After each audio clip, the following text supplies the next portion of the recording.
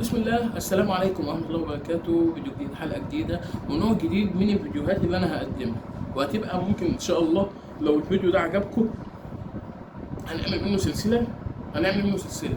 والسلسلة هتبدأ اسمها الملفات الغامضة. بسم الله الرحمن الرحيم. خلينا بقى من غير مقدمات، من غير أي مقدمات نخش على طول في الموضوع.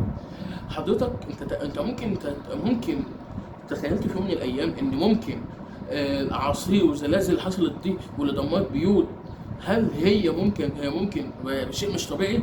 مش طبيعي ازاي؟ يعني انت فكرت في يوم من الايام ان في جهه معينه فوق السحب تتحكم بمفاتيح الطقس وتقدر تعمل اعاصير وزلازل والحاجات دي اهي؟ حضرتك النهارده هنتكلم عن حاجه فيها غموض وفيها علم وفيها شبه، الا وهو هو المشروع ده يا احمد. حضرتك ده واحد من اهم المشاريع اللي عملت في امريكا وتوقف، وهو بقى المشروع ده مشروع هارب. ايه مشروع هارب ده؟ يقول لك حضرتك في مكان بعيد في ولايه الاسكا الامريكيه تم تبني مشروع هارب عام 1993. حضرتك المشروع ده يعني هو ايه اساسا هدفه؟ حضرتك هدفه في الاوراق الرسميه بيقول ان المشروع هارب ده اصلا اتعمل عشان يدرس طبقه الايونوسفير ويدرس طبقات الراديو وحاجات اللي بتبقى عامله بالسما زي السحر كده. حضرتك تضيف فيها مشكله؟ ايوه هي مشكله وكبيره كمان، لان ساعتها بدات التساؤلات تظهر. التساؤلات دي هو ليه الجيش الامريكي بيمول المشروع ده؟ حضرتك ايوه الجيش الامريكي كان بيمول المشروع. وليه المشروع ده بالذات كان بالسريه، يعني ما كانش حد وما كانش حد يعرف عنه حاجه. وازاي مشروع زي ده ممكن ازاي يستخدموا فيها موجات راديو قويه جدا يوجهها للسماء؟ بس السؤال اللي احنا ممكن نتخيله اللي هو ايه اللي ممكن يحصل لو طاقة المشروع ده خرجت عن السيطرة؟ حضرتك بقى من هنا النظريات كتير بدأت جدا. ايه هي النظريات دي يا احمد؟ حضرتك هيقول هو ان في ناس قالوا ان مشروع هارب ده اصلا قادر ان هو يعمل زلازل ازاي يا احمد؟ يعمل زلازل على انه يرسل موجات تخترق الارض ويسبب الزلازل. ده على ما على حق من الناس اللي قال كده. وممكن يتحكم في الطقس كمان. الطقس حضرتك عن طريق كمان هو يعمل جفاف ويمطر في حتة تانية او يعمل اعاصير. وممكن يعني المشروع ده كمان لو بجد حقيقي وكان في منه كان ممكن يقطع الاتصالات في دول العدوه لدوله امريكا. وفي اللي راح ابعد من كده ازاي يا احمد؟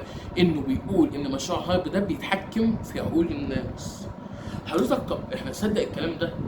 حضرتك احنا مش طالب منك ان انت تصدق عزيز المشاهد او ما تصدقش، بس احنا هنقول لكم الحقيقه زي ما هي. ممكن مشروع هارب ده ما يعملش اللي الناس بتقول عليه. اولا مشروع هارب ده اصلا ما فيش دليل قاطع ان عنده القدره انه يعمل كده اصلا. وحتى الطاقه اللي بيصدرها لو كانت عاليه مش كفيله، ما مش هتكفي انها تحرك صفائح الارض او تغير مناخ قاره كامله. حضرتك انت بتتكلم في ايه؟ والعلماء كانوا بيقولوا استنى بقى عشان هنا تيجي المفارقه. حضرتك انا هقول لك العلماء قالوا ايه. العلماء قالوا ان المشروع محدود بيركز على تجارب صغيره، وان المشروع هارب ده اصلا ملوش علاقه بالزلازل والاعاصير. ايوه بقى ركز هنا عزيزي المشاهد، لان هنا هتبدا المفارقه. حضرتك طالما انت قلت كده وان ملوش علاقه بالزلازل والاعاصير، حضرتك طالما انت بتقول كده يبقى المشروع المفروض يبقى المشروع بريء. بس لو كان المشروع بريء فعلا من اللي انتوا بتقولوه ده، ليه كان تحت اشراف الجيش؟ وليه ما كانوا في منطقه نائيه بعيده؟ وحتى الصور بتاعت المشروع كانت محدوده واتقفل سنه 2014، وبعدها يجوا يشغلوه تاني تحت اشراف جامعه. كل ما انت تسال اكتر الاجابات علامات الاستفهام على المشروع ده كبيره. حضرتك شفت التخيل؟ يعني انت المشروع ده لو انت بتقول كده، لو عمرو بتقول كده يبقى المشروع بعيد. بس حضرتك خلينا نفكر كده، لو كان المشروع بعيد مين هز كل ده؟ طب ليه كان في منطقه نائيه بعيده عن الدنيا كلها وتحت اشراف الجيش، واتقفل سنه 2014 واتفتح تاني وتم بدأ يتعمل تحت اشراف جامعه. خلينا نقول حاجه بصراحه، بيني وبين بين حاجه، خليني اقول لكم حاجه بصراحه. المشروع ده ممكن يكون هارد، ما يعملش اللي الناس بتقول عليه، لكن الخوف مش اللي بيحصل دلوقتي، الخوف حضرتك من اللي ممكن يحصل فين المستقبل. حضرتك احنا بص، احنا كبشر بنغلط وبنلعب بالنار.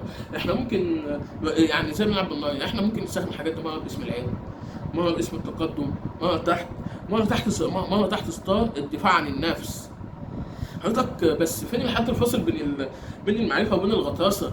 في حد بص انت تكون تبقى عارف واعي المعلومات انك متغطرس في المشروع وعايز تسبب كوارث، ده مش طبيعي. تخيل بقى معايا لو اي بلد عندها سلاح بيغير الطقس، يمطر في بلد ويسبب الجفاف في بلد، ويمنع الميه في بلد تانية ويعمل جفاف في بلد تانية، ويبقى في سحب في عاصمه، وفي سحابه فوق دوله، ووباء في دوله تانية.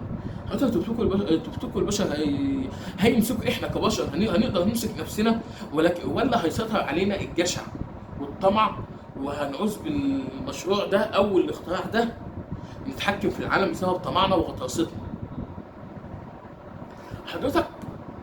حضرتك خلينا نقول حاجه، مشروع هايبر ده ممكن يكون بمجرد تجربه، ولكن ممكن يكون بدايه لشيء اكبر احنا لسه ما نعرفوش. بس المؤكد احنا دلوقتي في عصر جديد، عصر مش بغزو فيه بس الفضاء، احنا كمان بنفكر نغزو بيه السماء، نفكر نغزو السماء نفسها.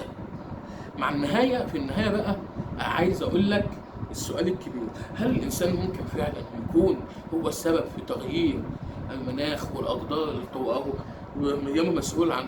هل الانسان ممكن فعلا في يوم من الايام يكون مسؤول عن الزلازل والاعاصير اللي بتحصل؟ والمستقبل هل هيشهد تحكم بشري في الطقس؟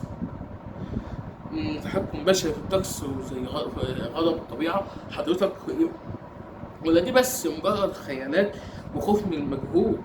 حضرتك اكتبوا رايكم في التعليقات، ولو حابين نغوص ملفات غامضه بحاجه زي ده اهي، وعايزين تبقى سلسله، حضرتك اكتبوا رايك في التعليقات. ما تنساش تشترك في القناه وتفعيل جرس التنبيهات عشان نكمل رحله من الارض للسحاب. طب حضرتك خلينا بقى قبل ما نقفل الفيديو نقول كام حاجه. حضرتك احنا كبشر واحنا عارفين ان اي حاجه، زلازل، اعاصير، عواصف، ده كله بقدر الله بحاجه ربنا هو اللي بيقدر عليه، الله سبحانه وتعالى. ولكن ايه المشروع ده؟ المشروع ده كيف هو يعني قالوا، بس حضرتك انت عايز سؤال المشروع والعلماء قالوا اللي احنا قلنا ان العلماء قالوا ان هو مجرد بيعمل محاولات على التجارب، انها يعني مش اكبر انها تعمل زي العصير. حضرتك انت عن بتقول كده ليه المشروع ده؟ لو المشروع بقى ليه المشروع ده كان تحت اشراف الجيش بنفسه، تحت اشراف الجيش بنفسه، وكمان كان بعيد في منطقه نائيه غير معروفه، وازاي ليه اتقفل في 2014؟ كل ما انت هتسال هتلاقي الاجابات نفسها مغامضه، ودي سلسله فعلا انا بحب الغموض ده، حاجه عجيبه. وانا يعني صراحه قضيه بكل المقاييس تقال عنها قضيه ملف غامض من الملفات الغامضه، ودي كانت انتهت اول حلقه من سلسله الملفات الغامضه. اشوفكم فيديو جديد، طبعا الاشتراك في القناه وتفعيل جرس التنبيهات، واخونا طبعا اخواتي بقى عايزين قبل اي حاجه عايزين يشتركوا في القناه. حضرتك انا واقف، انا عايز بس عايزين بقى نشترك في القناه. يعني حضرتك انا لما بشوف الاحصائيات بشوف عدد كبير من الناس اللي بتتفرج مش مشترك، يعني نقول حوالي 90% من الناس اللي بتتفرج مش مشتركه في القناه. طبعا اشوفكم في فيديو جديد، اشوفكم بكل خير، هتوحشوني واشوفكم فيديو جديد.